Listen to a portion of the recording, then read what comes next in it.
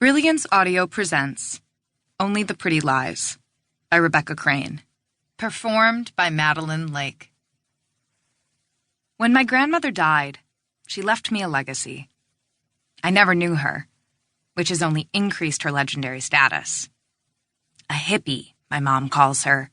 A Woodstock-attending, protest-marching, Nixon-hating feminist who bucked the patriarchy and knew that the only way to live was raw and free. A woman who stood for something. It's much easier to idolize the dead. The living constantly fail us. But in death, we remember a person as near perfect. Flaws are forgotten until one day you're listening to Cat Stevens' Peace Train, imagining a woman in bell-bottoms with flowers in her hair, hanging out the side of a Volkswagen van with a Make Love Not War bumper sticker on her way out west in search of herself. You're not sure if it's an image from a movie you once saw or a picture from an old photo album somewhere in your house. But does it even matter? All you know is that you like her. My grandma's legacy is all around me. The house I live in, the cafe where I work, the crates of vinyl stacked in my room, filled with records alphabetized by band name, from America to ZZ Top. Grandma is dead, but I've never known a time without her. She's always been here, like a birthmark. Use the records carefully, my mother, Rain, said to me when I was younger.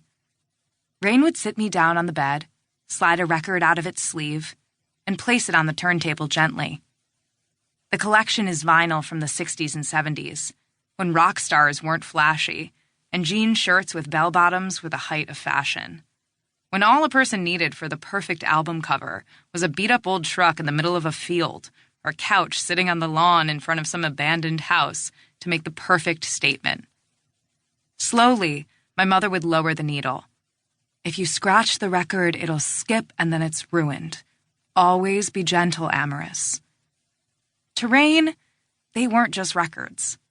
They were the soundtrack of her memories, of her life with a mother she could no longer see in the flesh. We'd sit on my bed, and she'd tell me story after story. How her mom hitchhiked from Michigan to Florida for spring break one year when she was in college. How she made her own clothes and refused to wear a bra. How she smoked weed out of her father's tobacco pipe and inadvertently helped his glaucoma. How she traveled all over the United States, living out of a van in search of home, a place where the cosmic energy was just right, the scenery was awe-inspiring, and the human connection was potent. That's how she found Alder Creek. She may have had a short life, but my mom knew what was important, and she didn't stop until she found it. Rain told me, more than once. Once Grandma found her utopia, she borrowed all the money her parents could afford and opened the very first coffee shop in Alder Creek. I work in that cafe now, though Rain sold the business to a woman named Marnie after her mom died. Rain isn't one for baking scones and making lattes. She knew Grandma would want the cafe passed on to the right hands, and Rain's hands were built for other purposes. Rain is well known around our town for working magic. She is a body worker, a healer, a true kind of witch, before men took control of the word and made it ugly. A witch with long brown hair streaked with gray, and strong, pale hands, and eyes the color of twilight, a mix of dark blue and brown. Rain has an energy about her, a knowing that some people are just born with. People want to be around her, in her presence, because her energy simply makes them feel better. That's why I've never minded when she holds me captive in my room, playing vinyl and telling me stories. I watch her and imagine her as a child, sitting with her mom as she passed along her wisdom.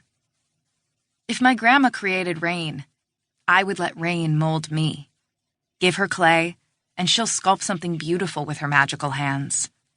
Plus, I love the music. I was 5 years old when my parents gave me my first guitar. My dad, Christopher Westmore, found it at a garage sale. It was small, perfect for a child. He placed it in my hands and said, "I got it for free, because it's so beat up, but I think there's still life in it. See if you can find it, Amoris." I had that guitar tuned, shined, and singing within days. I taught myself how to play listening to the Beatles, Nina Simone, Simon and Garfunkel, Bob Dylan. With each note and each chord, I felt like I was learning the soundtrack of my life, becoming who I was meant to be.